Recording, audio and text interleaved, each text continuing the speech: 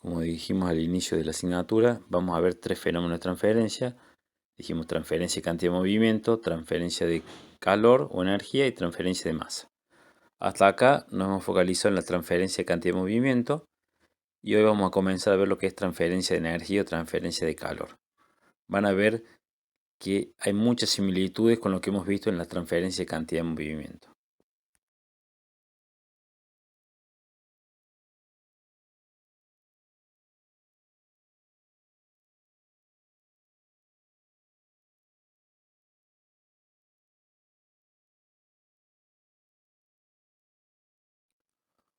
Por calor entendemos que es una forma de energía, se transmite desde una región de mayor temperatura a una de menor temperatura, es decir que la primera región, o sea la más caliente, emite un cierto calor que es absorbido por la segunda.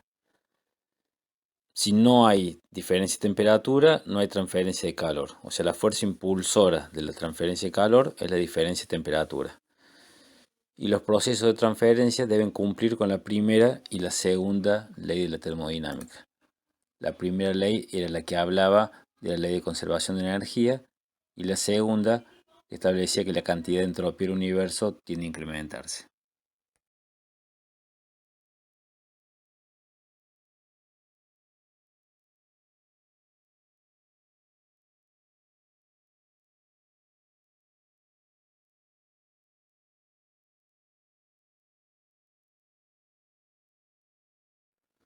La energía calórica se puede medir en calorías, kilocalorías o BTU. Hay otras unidades más. En cambio, la energía en forma mecánica se puede medir en kilogramos fuerza por metro, hercios, julios o libras fuerza por pie.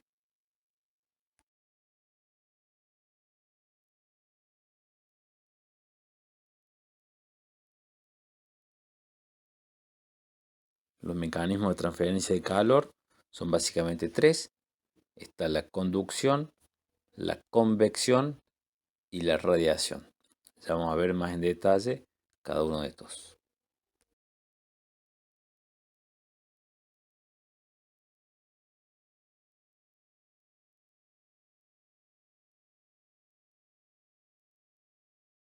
El primer mecanismo que vamos a ver es la conducción, que consiste en la transmisión de calor desde una parte a otra de un mismo cuerpo, que tiene que ser sólido y opaco, o a dos cuerpos que se encuentran en contacto físico entre ellos.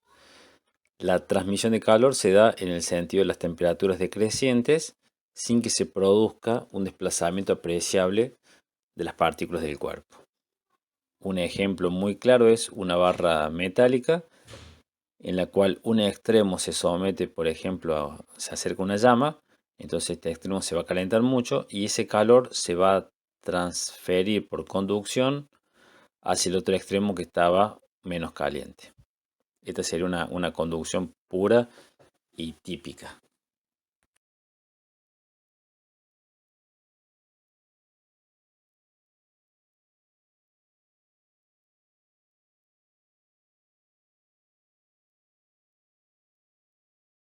En caso de que el sólido no fuera perfectamente opaco, además de la conducción, podría darse algo de transferencia de calor por radiación. Y en los líquidos y en los gases, además de la conducción, puede existir convección y también radiación. De hecho, si, ya lo vamos a ver más adelante, pero si el gas o el líquido tiene libertad para moverse, el mecanismo preponderante de la transferencia de calor muy probablemente sea la convección y no la conducción.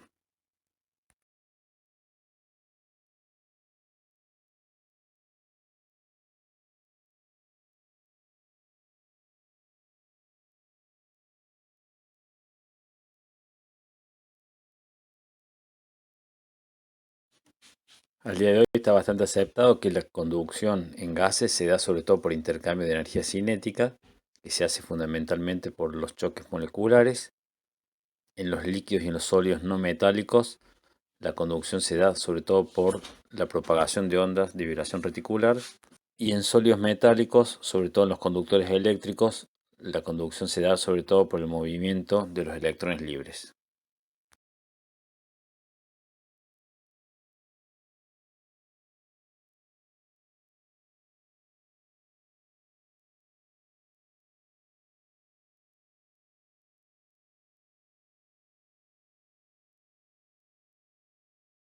El segundo mecanismo que vamos a ver es la convección, que es el transporte de energía desde una región de temperatura superior de un fluido, gas o líquido, a otra de temperatura inferior, donde se combina, por un lado, la conducción de calor y por el otro lado, el movimiento de fluido entre las porciones del mismo.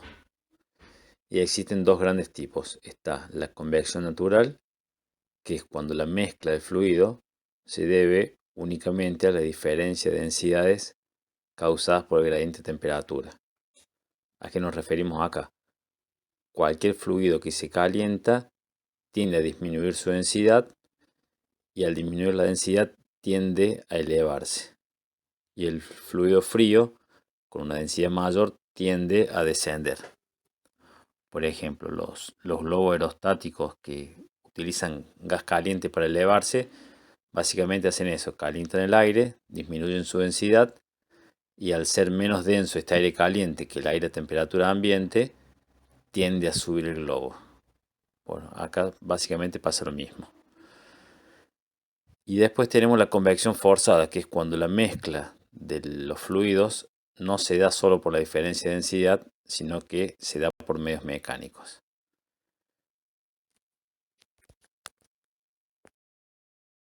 Acá tenemos otro ejemplo, un calefactor en una habitación, el aire caliente que sale del calefactor, que son las primeras flechas en rojo, tiende a subir. El aire caliente va a tender a acumularse en la parte alta de la habitación y el aire frío va a tender a descender y acumularse en la parte baja. Esto va a hacer que el aire se esté moviendo lentamente, pero de manera constante, y ese movimiento ayuda muchísimo a la transferencia de calor. Por esto es que los calefactores se suelen poner en la parte baja, más allá que también transmite un poco por radiación, y los aire acondicionados, que lo que se busca es que enfríen el aire, se suelen poner en la parte alta.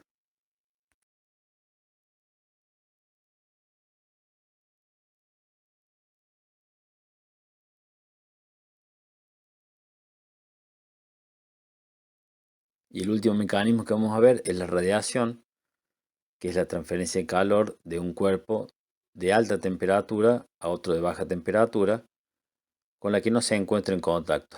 Puede estar inclusive a muchísima distancia y no necesita un medio que los conecte, puede ser inclusive en el vacío.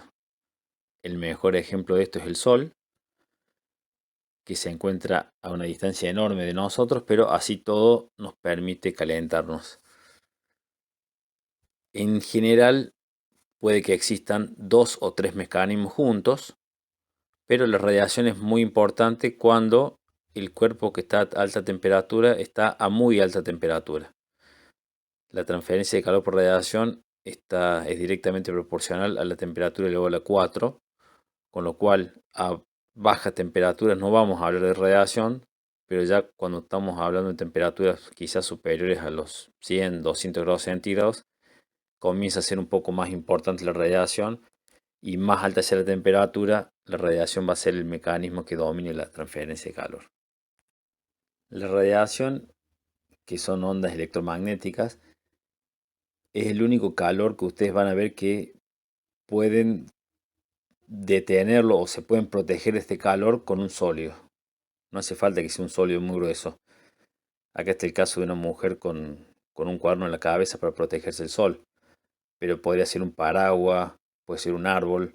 O sea, cuando yo interpongo un sólido entre el sólido que emite la radiación y yo, o otro sólido, se corta esta radiación. Si el sólido es opaco, la corta la radiación. Esa es una particularidad que tiene la radiación. En cambio, la conducción y la convección no es así.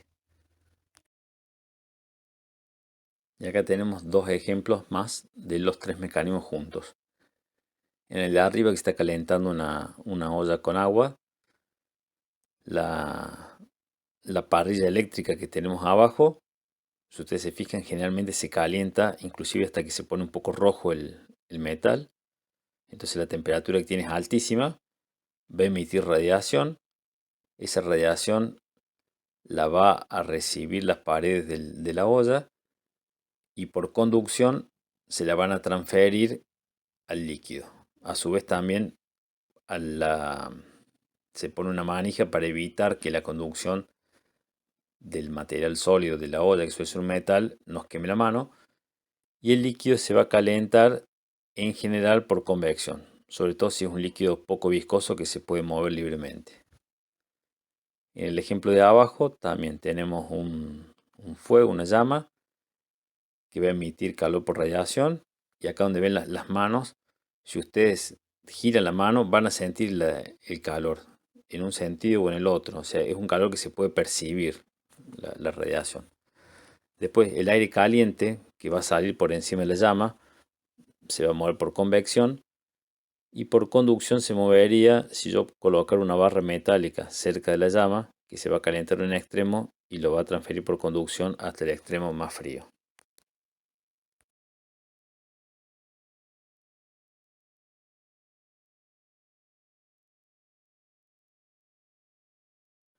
Vamos a ver un poco más en detalle la conducción. Vamos a buscar ecuaciones que nos permitan estimar el fenómeno de transferencia. Para ello vamos a utilizar también después la ley de Fourier. Comenzamos viendo un ejemplo que ya lo habíamos visto. Son dos placas, imaginemos que pueden ser dos placas metálicas separadas a una distancia I. Imagínense la placa de arriba a una temperatura menor, que sería una T0, y la placa que está abajo a una temperatura mayor, T1.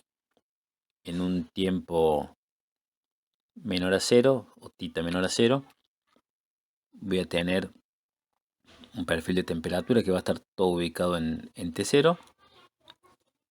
Y llegado el tita igual a cero, voy a calentar la placa de abajo a una T1.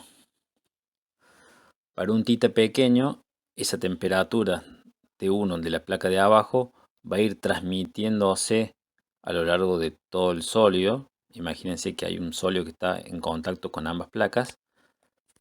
Entonces desde la T1 que voy a estar en la parte más baja, la temperatura va a ir disminuyendo hasta llegar a T0 en la parte más alta. Para un tita mayor, el perfil de temperatura va a seguir incrementándose, y para un tiempo bastante largo mi perfil de temperatura va a tener como una forma triangular, donde voy a arrancar en T1 en la parte más baja del sólido y T0 en contacto justo con la placa de arriba. En este caso estoy suponiendo que se está evacuando una cantidad de energía por la placa de arriba, por eso la temperatura se mantiene constante en T0 de la placa de arriba. Para un tiempo suficientemente grande, la temperatura solamente va a depender de la posición en la placa, o sea, de I. Y esto sería para un estado ya estacionario, ¿no?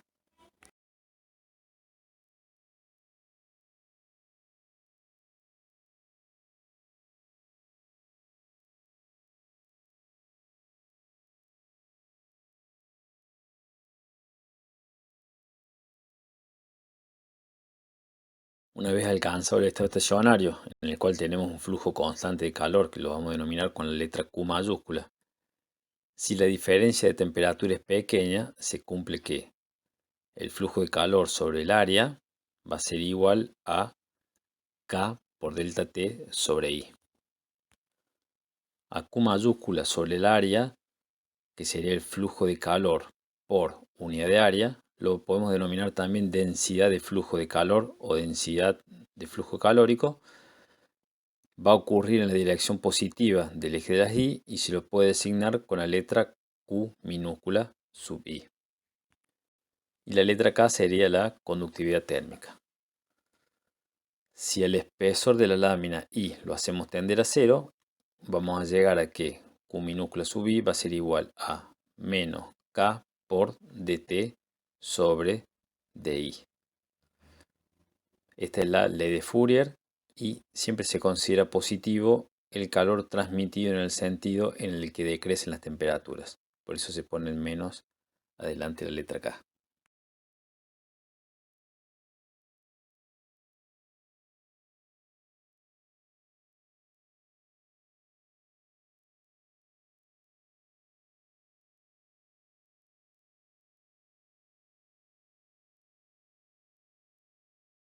Vamos a analizar un poco las dimensiones de cada uno de los términos que hemos visto. El flujo de calor, que es la letra Q mayúscula, lo podemos medir en kilocaloría hora, caloría por segundo, BTU hora. Va a ser siempre energía por unidad de tiempo. A la densidad de flujo calórico, que es la Q minúscula, es energía sobre tiempo sobre área. Entonces podría ser kilocaloría hora metro cuadrado, calorías segundo centímetro cuadrado, BTU hora pie cuadrado, etc. Al área transversal de flujo la podemos medir en metro cuadrado, centímetro cuadrado, pie cuadrado, pulgada cuadrada. En cuanto a la temperatura, bueno, Kelvin, Fahrenheit o centígrados, y que sería el espesor en el sentido del flujo, metro, centímetro, pie, pulgada. Y la conductividad térmica, que es la letra K, se suele medir en kilocaloría hora metro grado Kelvin o caloría segundo centímetro grado Kelvin, o también podría ser BTU hora pie grado Fahrenheit.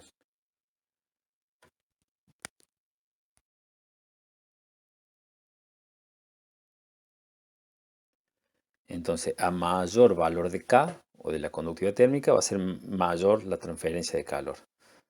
Vamos a ver cómo varía el valor de K con la presión y la temperatura. En general, para gases a bajas presiones, cuando habla de baja densidad, habla también de bajas presiones, la conductividad aumenta con el aumento de temperatura.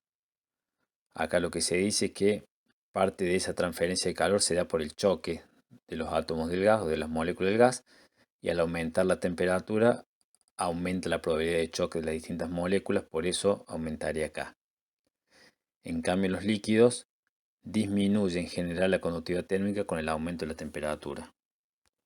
Y lo que también se cumple bastante bien es que la conductividad de los sólidos suele ser bastante mayor que la conductividad de los líquidos, y la conductividad de los gases es la menor de todas. Entonces, siempre en general los gases son muy poco conductores, los líquidos medianamente conductores y los sólidos más conductores.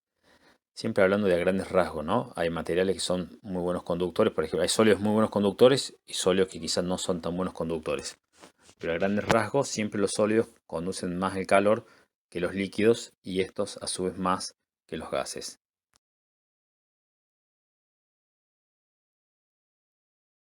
Para estimar los valores de K para gases y líquidos existen muchísimos métodos.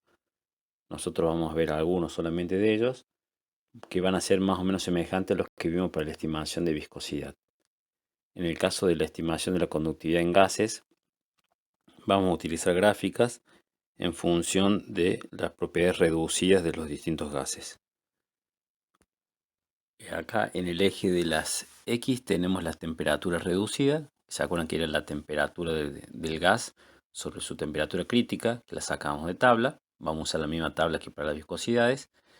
Y en el eje de las Y tenemos la conductividad reducida, que va a ser igual a la conductividad del gas, que es el dato que generalmente vamos a buscar, sobre su conductividad reducida. Esta conductividad reducida también se puede sacar de tabla o se la puede estimar. Y dentro de la gráfica vamos a tener las distintas presiones reducidas.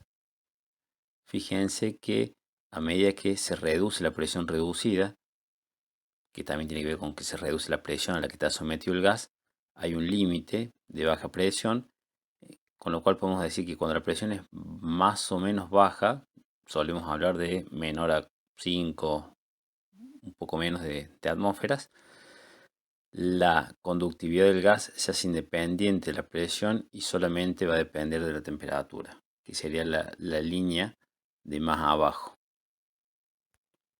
En esta línea, la conductividad de los gases aumenta con el aumento de temperatura.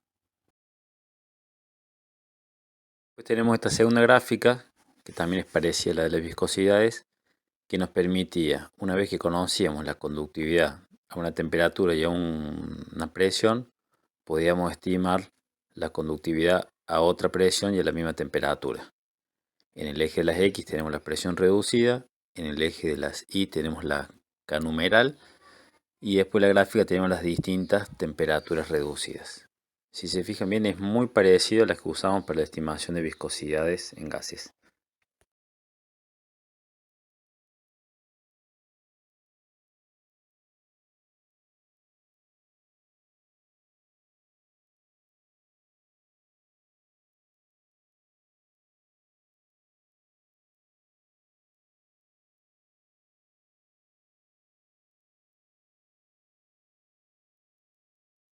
Para gases monoatómicos y presiones menores a 10 atmósferas aproximadamente, se llegó a una ecuación que es bastante parecida a la de Hirschfeld para estimación de viscosidades. Esta ecuación se puede utilizar también con un poco de error para gases poliatómicos, en la cual nos permite estimar la conductividad a partir de la temperatura, el peso molecular, el diámetro de colisión y la integral de colisión del gas. La K como resultado nos va a dar la conductividad térmica en calorías, segundos, centímetros, grados Kelvin, la temperatura hay que ingresar en grados Kelvin, el peso molecular en gramos mol, el diámetro de colisión es en Armstrong, lo sacamos de la misma tabla que utilizamos para la viscosidad. Y la integral de colisión, se acuerdan que también la calculamos con los valores que sacamos de la tabla. Vamos a ver ahora el primer caso de la aplicación de lo que hemos visto hasta aquí. Vamos a ver la conducción de calor a través de unas paredes planas compuestas. Si es una pared del tipo plana que está compuesta, en este caso al menos en el ejemplo, por tres materiales distintos. Tenemos del lado izquierdo una temperatura A en el fluido, del lado derecho una temperatura B en el otro fluido. La temperatura A es mayor a la temperatura B. Tenemos una altura de la pared H, un ancho W, y la transferencia de calor se va a dar desde el punto A hasta el punto B. A su vez vamos a analizar una porción muy infinitesimal del primer material y el espesor va a ser delta X. Cada material va a tener una conductividad distinta. El primero va a ser K01, será la conductividad del material que va desde el punto X0 al punto X1. El segundo material va a tener una K12, sería desde X1 a X2. Y el tercero K23 de X2 a X3, perdón. Y en el extremo izquierdo el sólido va a tener una temperatura T0, entre el material 1 y 2 T1, entre el material 2 y 3 T2 y entre el material 3 y el fluido, o sea, del lado bien derecho, T3.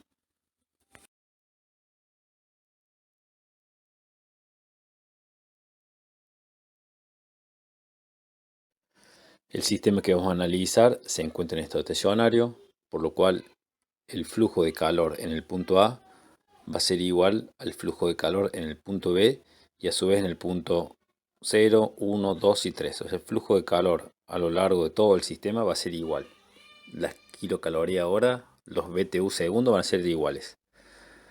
Cada material va a tener su propio espesor, que va a ser la diferencia entre el punto más alejado y el punto más cercano. O sea, X1 menos X2 va a ser el espesor del material 1, X2 menos X1 el espesor del material 2 y X3 menos X2 el espesor del material 3, y cada uno su propia conductividad calorífica.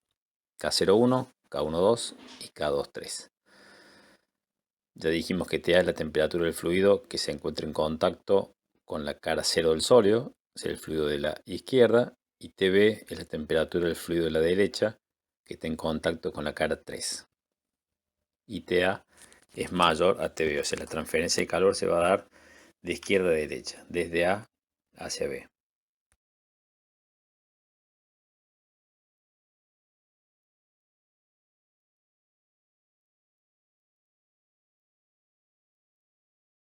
Aplicando un balance de energía al sistema, vamos a deducir la primera ecuación diferencial para la conducción de calor en la región 0,1.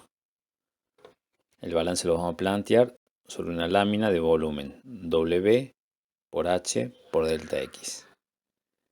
Vamos a obtener el primer término, que sería la entrada de energía, que es la densidad de flujo calórico, o sea, Q chica X, valorado en X, por el área, W por H. O sea, todo esto sería el flujo de calor que ingresa en X por X, menos Qx valorado en X más delta X por W por H. Sería el flujo de calor que atraviesa o que sale por la superficie situada en X más delta X.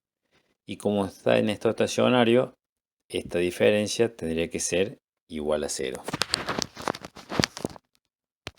lo que es lo mismo decir, todo el calor que entra en la superficie situada en X sale por la superficie situada en X más delta X. Es decir, no hay ni generación ni destrucción de calor. Si dividimos la ecuación por W H delta X y tomamos límite cuando delta X tiende a cero, vamos a obtener la ecuación de el diferencial de la densidad de flujo de calor 0,1 respecto al diferencial de X va a ser igual a 0.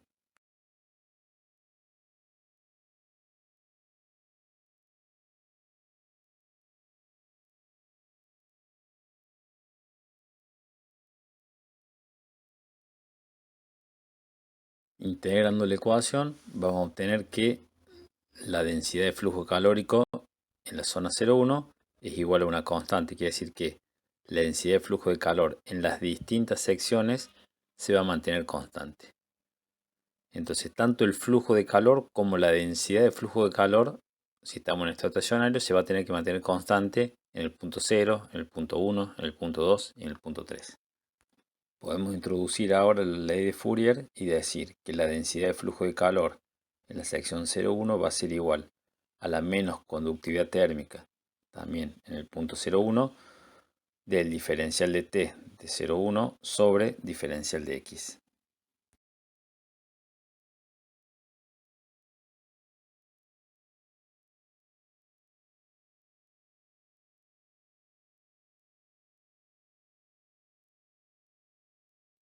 Si escribimos ecuaciones análogas para Qx12 y Qx23, y a su vez, como sabemos que cada densidad de flujo calórico son iguales, podemos reemplazarlas todas por Q sub 0, vamos a obtener las siguientes tres ecuaciones. Si las integramos, siendo K01, K12 y K13 constantes, si bien las conductividades varían un poco con la temperatura, si suponemos que el salto térmico es más o menos pequeño, podemos integrarle y dejarlas de manera constante a las conductividades.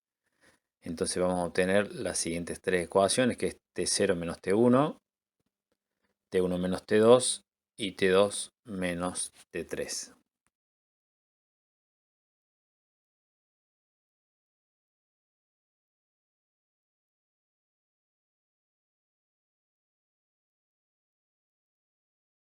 Por otra parte, en cuanto a la transmisión de calor en las superficies 0 y en la superficie 3, lo podemos expresar como la ley de enfriamiento de Newton. Vamos a tener que TA menos T0 es igual a Q0 sobre H0 y T3 menos TB es igual a Q0 sobre H3. Si sumamos estas últimas 5 ecuaciones que hemos visto, se nos va a ir simplificando las distintas T intermedias y nos va a quedar solamente que TA menos TB es igual a Q minúscula sub 0 y entre paréntesis 1 sobre H0, siendo H el coeficiente pelicular en la superficie 0, más X0 menos X1, que sería el espesor del material 1, sobre K01, que es la conductividad del material 1. Pasa lo mismo para el material 2, lo mismo para el material 3, y al final tenemos 1 sobre H3, que sería la convección que se da en la cara 3.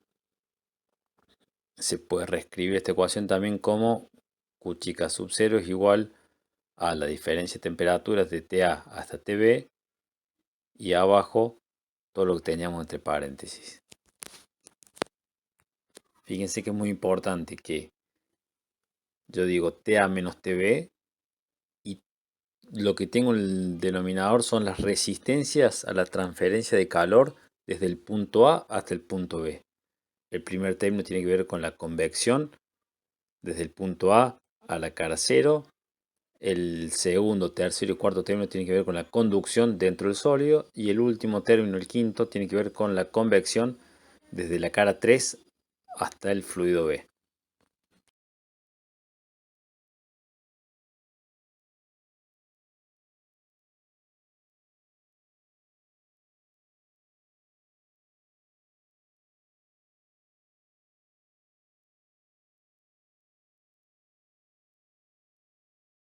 En algunas ocasiones al resultado se lo puedo escribir de una forma parecida a la ley de enfriamiento de Newton y me quedaría que Q chica sub 0 va a ser igual a U por TA menos TB o Q mayúscula sub 0 es igual a U por W por H por TA menos TB. U viene a ser el coeficiente global de transmisión de calor y queda definido como la inversa de todas las resistencias que habíamos visto recién. 1 sobre H0, los espesores sobre sus distintas conductividades, más 1 sobre H3. Esta sería una ecuación general en la cual tengo, como dijimos, convección, conducción en tres materiales y convección al final. Si se diera algún fenómeno menos o más, habría que modificar esta ecuación. Por ejemplo, si tuviera solamente una pared sólida, o sea, un solo material en la pared sólida, tendría un solo término de estos que tiene que ver con el espesor y la conductividad. Podría no tener convección en un lado o en el otro. Podría tener dos materiales. En función de eso, va a haber que readecuar a que es igual el U. El U siempre tiene que ser igual a la suma de las resistencias de la transferencia de calor.